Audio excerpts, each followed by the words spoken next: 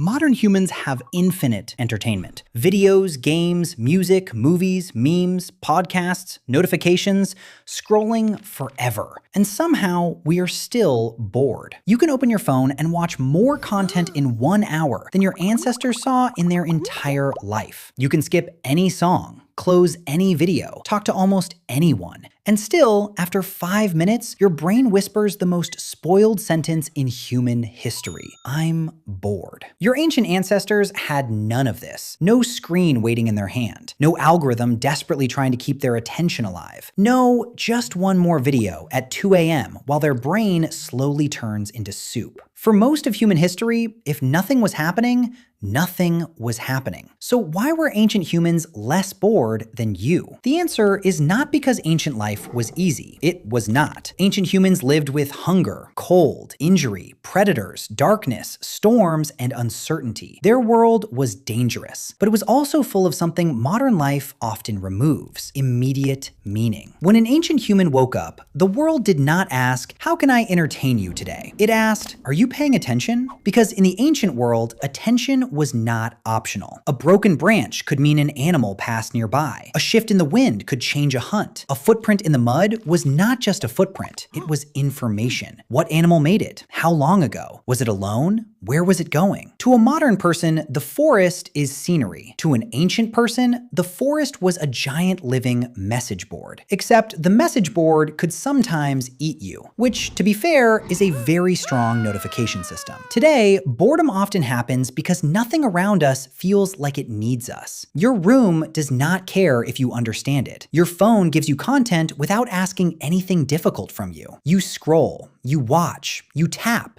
you consume. But your brain was not built only to consume. It was built to search, notice, predict, move, remember, and solve. Ancient humans were constantly doing that, not because they were trying to be productive. They did it because being mentally present mattered. If you were making a stone tool, you had to focus. Hit the stone at the wrong angle, and your future knife becomes expensive gravel. If you were preparing food, you had to know what was safe. The wrong berry could ruin your day, and possibly the rest of your calendar. If you were watching the fire, you had to keep it alive. Because fire was not just cozy. Fire was warmth, protection, cooking, light, a tiny glowing wall between your group and everything outside the dark. So ancient boredom worked differently. There were slow moments, yes, but slow did not mean empty. Sitting near a fire was not the same as sitting on a couch with 4% battery and no Wi-Fi. Around the fire, people talked, they joked, they taught children. They remembered who shared food, who lied, who helped, and who made a bad decision last winter and should never be trusted with the important spear again. This was not random noise. This was social survival. For most of human history, your group was your safety net. There was no hospital, no police, no insurance. There were only people. And if those people trusted you, you survived better. So conversation mattered.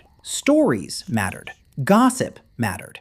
Yes, gossip. The thing your teacher told you not to do may be one of the reasons humans survived. Because gossip is basically social information with better branding. Who is reliable? Who is selfish? Who found water? Who is acting weird near the food supply?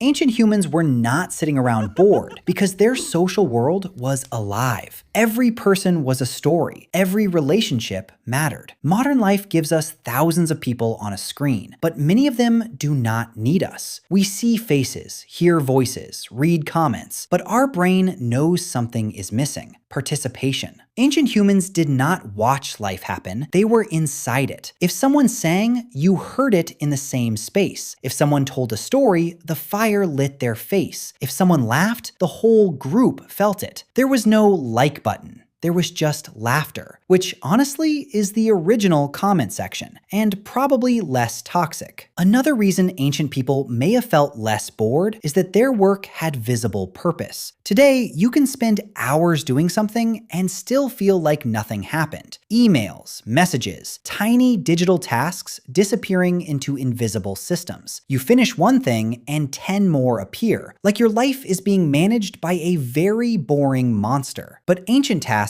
had clearer feedback. back. You sharpened a tool, and now it was sharper. You fixed a shelter, and now rain was less of a problem. The result was right in front of you. Your brain likes that. It likes seeing effort become reality. That is why people today find weird satisfaction in cleaning a room, building something, cooking food, or editing a video. Because for once, your brain can say, I did something, and the world changed a little. Ancient life was full of that feeling. Not easy, not romantic, not perfect, but direct. Modern boredom is strange because we are surrounded by stimulation, but disconnected from action. Your brain gets plenty to look at, but not enough to do. That is why scrolling can make you feel bored even while you are being entertained. Because entertainment is not always engagement. Sometimes it is just noise with colors, and your brain eventually notices. It says, okay, I have seen 10 videos, heard 6 opinions, and watched a dog learn karate. Now what are we actually doing? Ancient humans did not need constant entertainment because life constantly invited them to participate. The stars were not background decoration. They helped people notice seasons and time. The fire was not a screensaver. It was survival technology. The group was not a contact list. It was your world. Even doing nothing was different. When ancient humans rested, they were not escaping from themselves. They were recovering. They watched clouds, listened to insects, looked at the fire, let thoughts move. Today, the moment silence appears, we often attack it. Open phone, play music, check messages, anything to avoid being alone with the empty space. But that empty space is not always the enemy. Sometimes, boredom is your brain asking for something deeper than distraction. Not more content, more meaning, a real task, a real conversation, a real moment where your attention has somewhere useful to go. So maybe ancient humans were not less bored because they had more fun. Maybe they were less bored because their lives were more connected to what their brains were built for: movement, attention, people, stories, risk, skill, purpose. The modern world solved many ancient problems, and that is good. Nobody should miss being cold, hungry, injured, or chased by something with better teeth. But in solving those problems, we accidentally created a new one. A life full of comfort, but not always full of meaning. A life full of entertainment, but not always full of attention. Your ancestors had no phone in their pocket, but they had a world that constantly pulled them into the present. We have the entire internet in our hands, and somehow we keep asking, why am I so bored? Maybe the answer is simple. Ancient humans did not defeat boredom by finding more things to watch. They defeated it by having more reasons to pay attention. And maybe that is what your brain still wants. Not endless entertainment, something real to do.